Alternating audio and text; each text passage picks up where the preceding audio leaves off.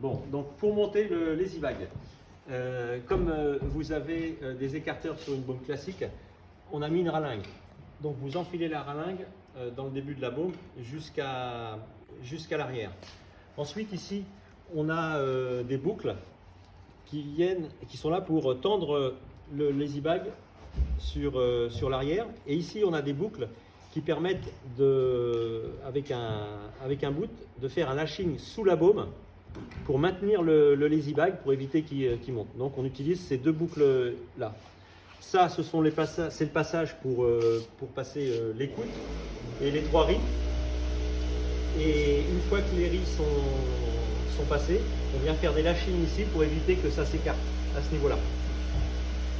Là, ce sont les sangles pour fixer les lazy jacks. Donc ces sangles-là doivent être fixées, donc cette partie-là, là, au niveau de la battine, est fixée sur les points des raquettes prévus.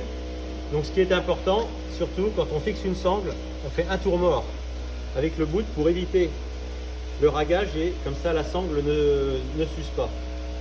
Hein, et après on fait son nœud de chaise, enfin pas son nœud de chaise, ici on fait un lashing sur la raquette.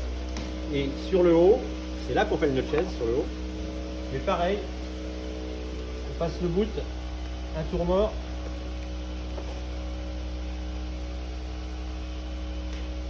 Et son nœud de chaise. Tac, tac. Ou un autre nœud, mais voilà. Et surtout le tour mort est important, comme ça on n'use pas les boucles. Donc là on est sur l'avant du lazy bag.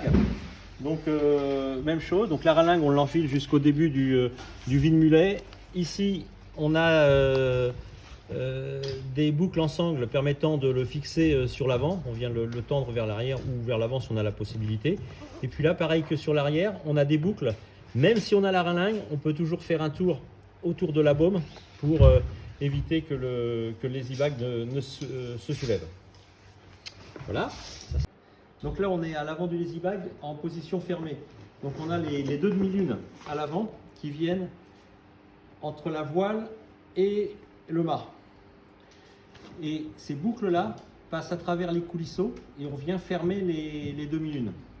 Donc attention quand on hisse la voile à bien les ouvrir de façon à ne pas emmener le lazy bag, surtout si on a un winch électrique pour hisser avec l'ensemble.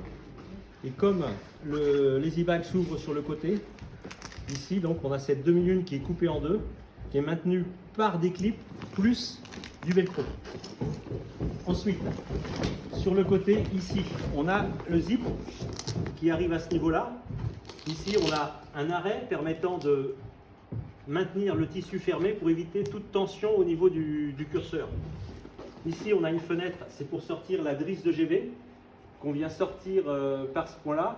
Et on peut la reprendre ici pour éviter qu'elle vienne taper contre le mât. Et donc, sur les 40 cm à l'avant, on a un rabat velcro qu'on vient fermer comme ça. Et pour sécuriser le tout, on a des anneaux en D avec des pattes velcro. Comme ça, le lazy bag est fermé. Derrière, on a des clips femelles de monter à l'arrière du lazy bag. C'est pour monter l'étouffoir. Hein, la pièce qu'on vient rajouter à l'arrière de façon à combler le vide. Donc, il a la forme théorique du lazy bag avec cet écartement-là qui est dû aux écarteurs. On doit avoir un lazy bag relativement plat sur le dessus. Et donc, on a mis des sangles qui permettent de régler, éventuellement de pouvoir étouffer l'arrière. Donc chaque clips, la partie mâle vient se clipser sur les parties femelles qui restent sur le lazy bag. Alors attention, zip caché avec la bavette, on ne le voit pas, protection des UV. Donc là, on est à l'arrière du lazy bag, il est en position ouverte. Donc quand on navigue, la latte étant là, ici aussi, donc là ces parties-là sont maintenues, il n'y a pas de problème. Et ici il y a cette partie-là qui est libre. Donc en fait on la rabat comme ça, et en étant la verticale, dans le petit temps, elle doit tenir. Si toutefois elle part, on a prévu ici des boucles. Donc on vient clipser cette partie-là ici, de façon à maintenir tout le rabat à l'intérieur. comme ça sera maintenu à l'intérieur puisque c'est clipsé, ça ne peut pas sortir. Par contre, il y a encore ça qui éventuellement, là, il ne peut pas sortir parce qu'il est maintenu, mais qui peut toujours battre. Donc on a mis aussi une boucle ici. Il reste un morceau de sangle, on peut toujours l'attacher là aussi. Voilà. Donc à l'avant, même chose qu'à l'arrière, une boucle ici, on rabat et on vient fixer la boucle ici. Donc on a un réglage pour le ramener plus ou moins. On a toujours cette partie-là qui éventuellement peut battre. Donc une boucle ici. Et si nécessaire, là on a une boucle et on vient la maintenir par là. Ensuite, on a cette partie-là avec la porte. On vient rabattre tout ça à l'intérieur. Voilà. On peut clipser des parties comme ça, là, entre elles, mâle-femelle, de façon à ramener déjà un maximum à l'intérieur. Et ensuite, on a des sangles ici avec des leatherlocks qui permettent de venir coincer toute cette masse de tissu ici. Et on en a aussi une autre